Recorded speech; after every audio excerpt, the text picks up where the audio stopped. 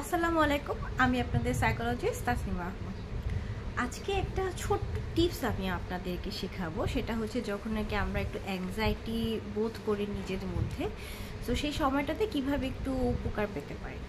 সেটার জন্য যেটা হবে যে ধরেন আপনি যেই থটসটা আপনার মধ্যে আসছে, সেই থটসটা কেমন হচ্ছে সেটাকে আপনি একটু যদি মাথায় রাখেন, সেইটা মাথায় রাখতে রাখতেই আপনি ধরেন আপনার আশেপাশে একটা কাগজ নিলেন, যে কোনো একটা কাগজ নিলেন এবং কাগজটা নিয়ে একটু কাগজটাকে দেখার চেষ্টা করেন, কাগজটার অনুভূতিটা নেওয়ার চেষ্টা করেন, কাগজটাকে একটু খসখসে কিনা বা একটু মসৃণ কিনা, বা কাগজটার ওয়েটটা কি একটু বেশি কিনা, ওয়েটটাকে একটু কম কিনা, বা আপনার কাগজটার রং কি, কেমন রং, এখানে কোথাও খুঁত আছে কিনা, এই ধরনের কাগজটাকে একটু অ্যানালাইজ করার চেষ্টা করবেন।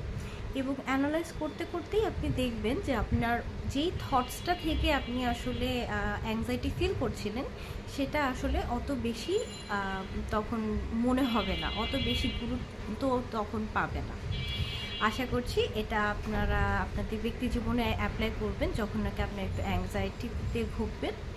আপনাদের সকলের মনের সুস্থতা কামনা করে আজকের ভিডিও এখানেই শেষ করছি। আল্লাহ হাফেজ।